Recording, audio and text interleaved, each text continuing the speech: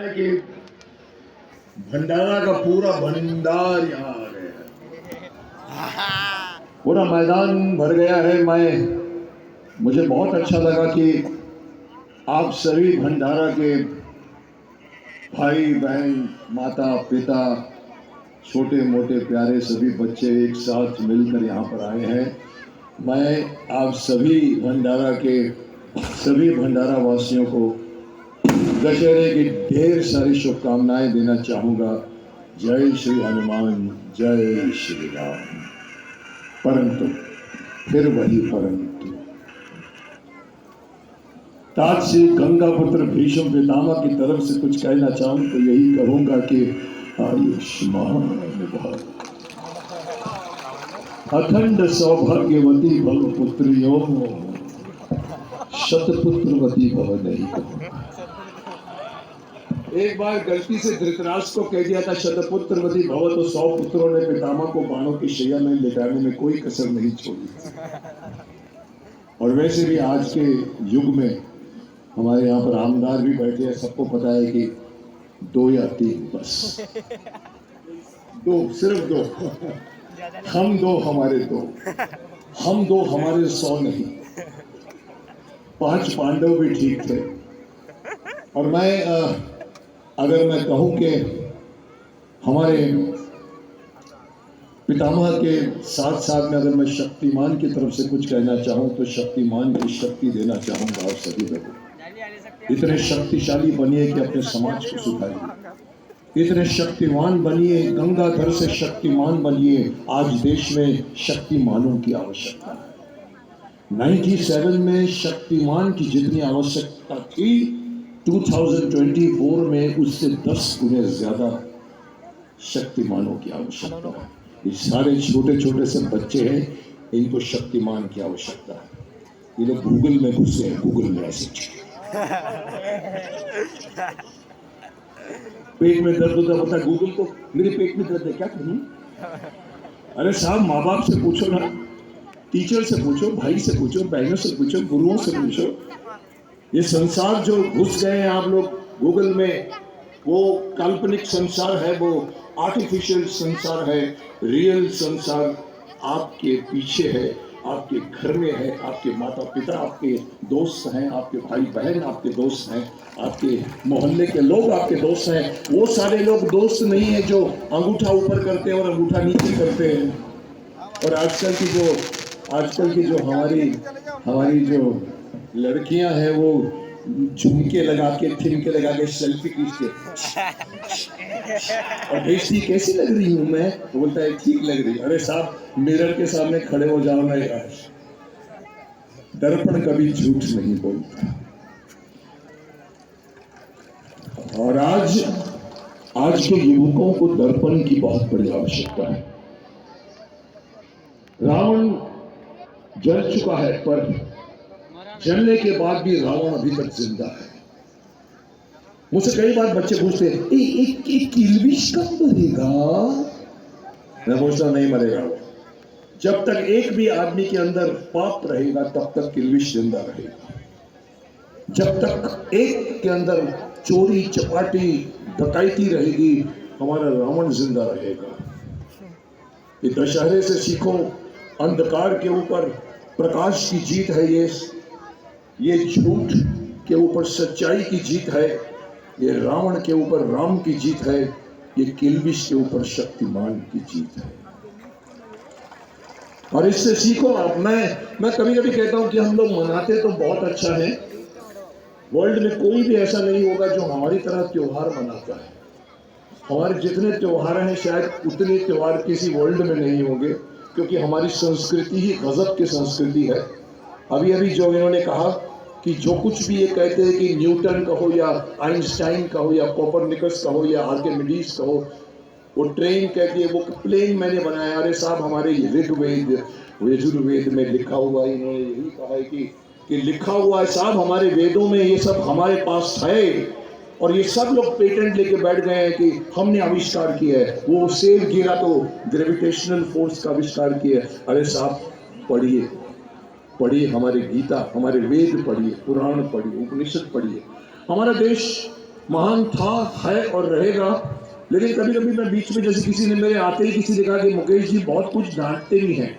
मेरे को कुछ सुनने में आया था यहाँ पर मेरे इंट्रोडक्शन में, मुकेश जी आ रहे हैं जो बहुत डांटते हैं लोगों को। जी हाँ, मैं डांटता हूँ, मैं बहुत बोलता हूँ, मैं बेबाक हूँ।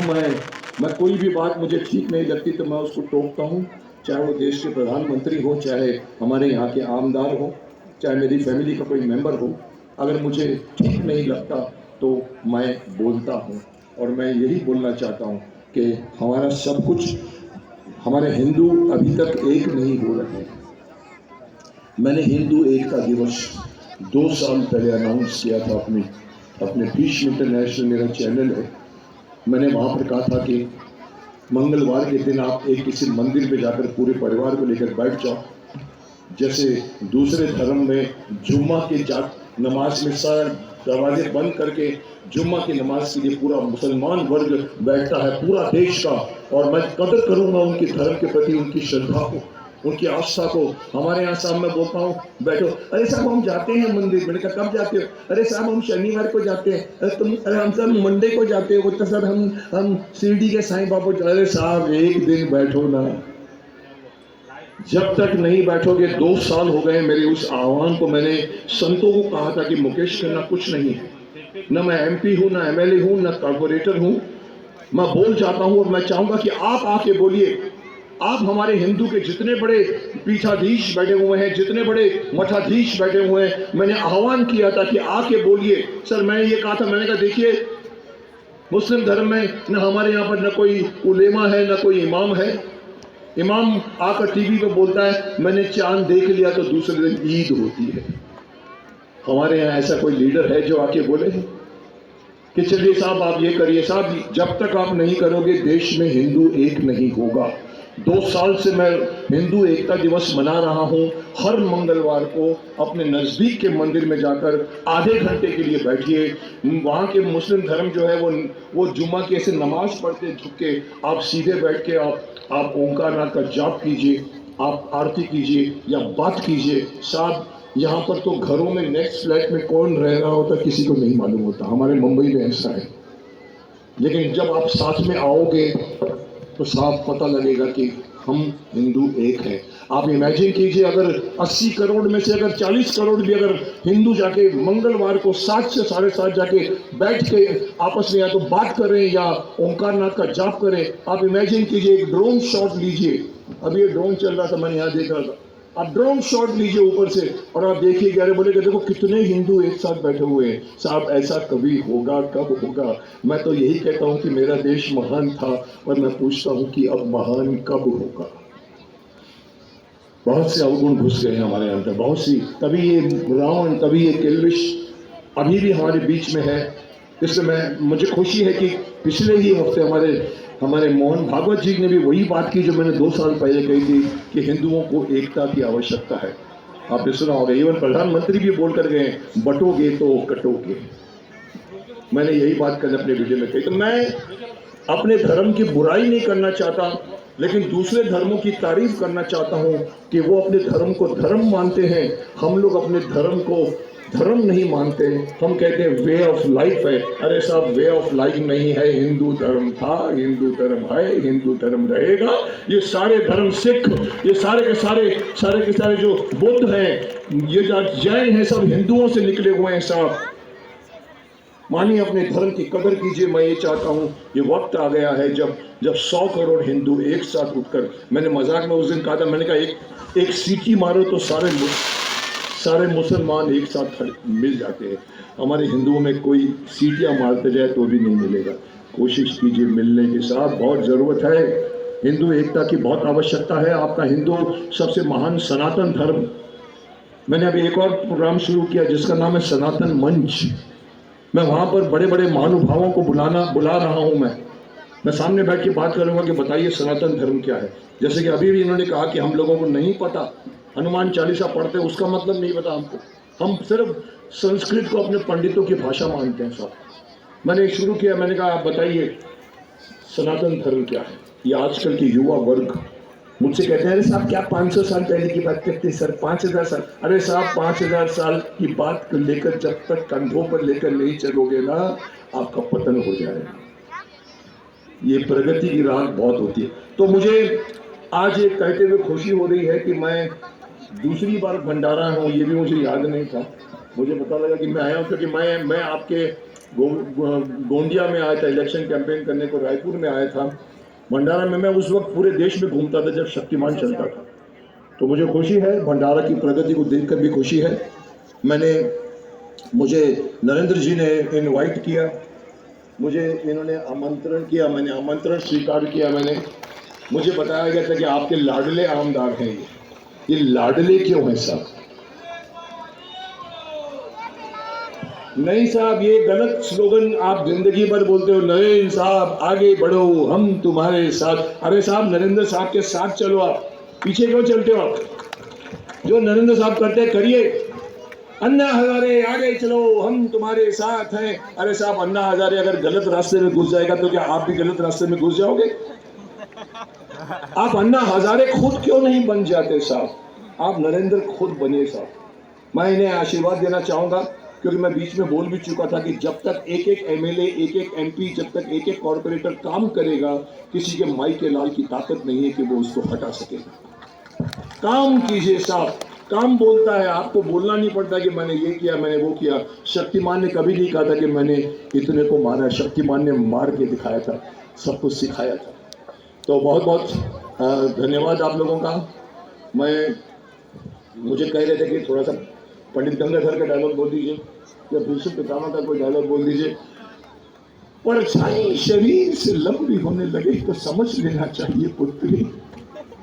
ये गांधारी को कहा था जब धृतराष्ट्र को कहती है चीरहरण के बाद कि आप आदेश क्यों नहीं देते पितामह? तो पितामह कहते आदेश देना मेरा धर्म नहीं है पुत्री, आदेश देना मेरा धर्म नहीं है।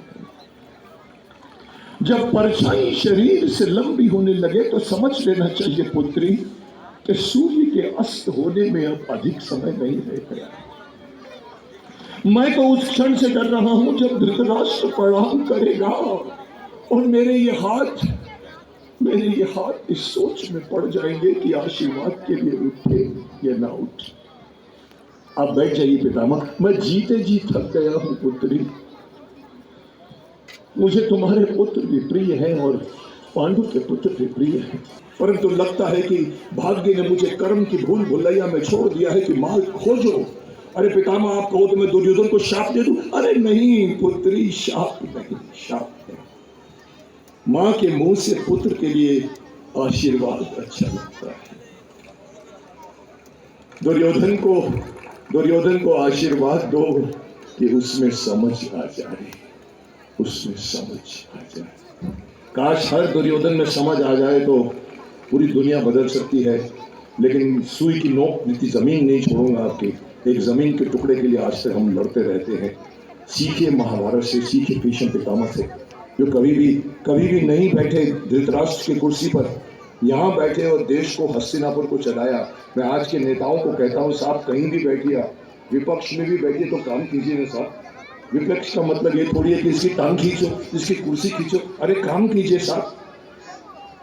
कहीं ना कहीं हमको अपने एपिक से सीखना पड़ेगा। रामायण से बहुत बड़ी बात है। दशहरा आपको सिखाता है कि कैसे राम ने, यह हमको सिखाता है कि दोस्ती क्या होती है, ये सिखाता है कि भक्ति क्या होती है। कैसे वानर से लेकर छोटे छोटे लोगों को उन्होंने अपने को मिलाया, सेना बनाई और जाकर रावण को हराया। ये पितृभक्ति का ग्रंथ है, ये भातृभक्ति का ग्रंथ है। रामायण हमेशा सिखाता है क्या करना चाहिए, आदर्श है, और महाभारत सिखाता है कि क्या नहीं करना चाहिए, जुआ नहीं खेलना चाहिए। अरे मेरे बाप, भीष्म प्रतिज्ञा लूंगा तो मेरी शादी अभी तक इसीलिए नहीं हुई, तुम लोग के चक्कर में। आपकी आशंका आधारहीन नहीं, इसलिए मैं इस अजगर का मुंह भी कील देता हूं। हाँ, ये सच है कि मुझे अपने वंशज की ओर से वचन देने का कोई अधिकार नहीं, परंतु मैं वंशहीन तो रह सकता हूं दासराज।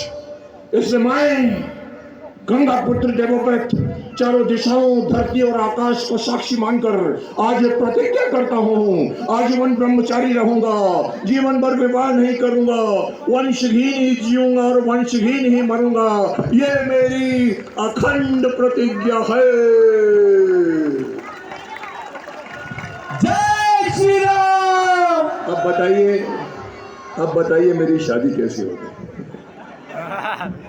जी, thank you very very much.